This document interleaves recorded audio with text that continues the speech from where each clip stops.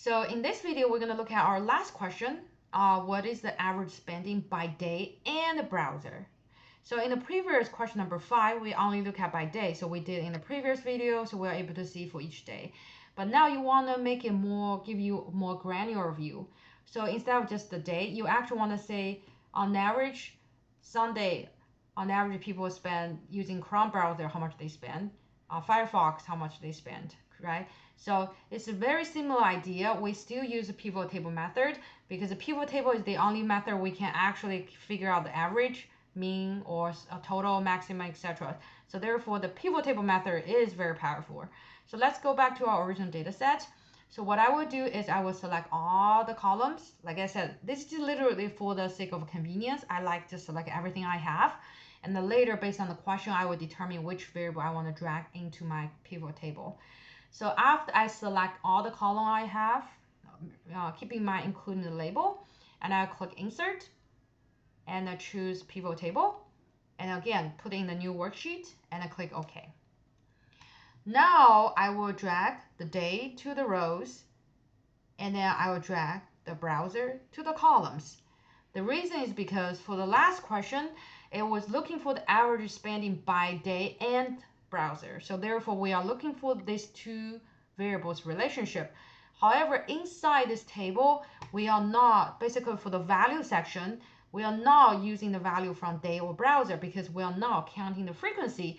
We are actually trying to answer the question, is average spendings. So we are looking for the third variables, that is our amount of the spend. So therefore, we hold the amount of spend, clicked it, and drag it down to the value section. So after we did that, as you notice that inside this table, everything had the decimal places because that's the spending.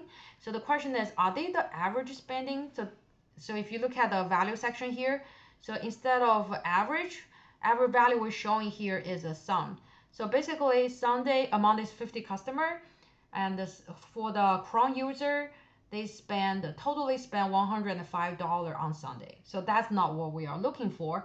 So we are looking for average, right? So what we're gonna do is we choose one of the value inside of the table, right click the mouse, and we will choose summarize value by average. Okay, so before I go to the others, so when you work on your homework, some of the question might ask you what is the maximum, what is the minimum. So you just need to know pivot table here are allow you to choose.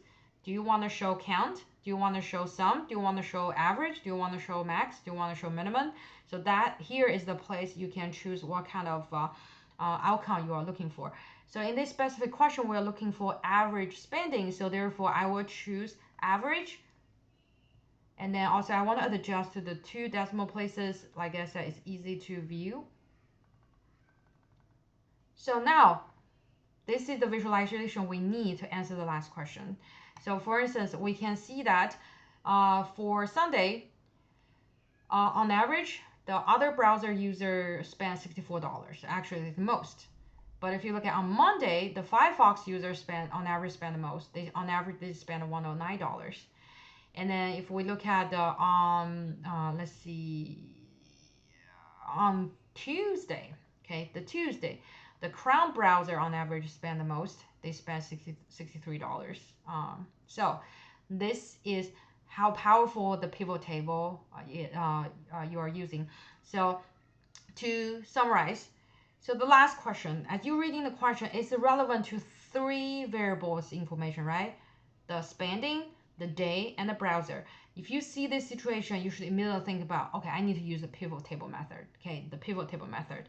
And then and to summarize everything about this computer skill for this section is that among the 6 questions, the question 1 we use the pivot table method, the question number 2 we use the pivot table method, and then the question number 4, 5, and 6 we all use the pivot table method.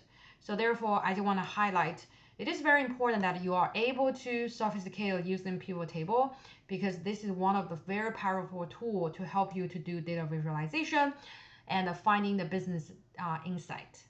So this is the end of the video.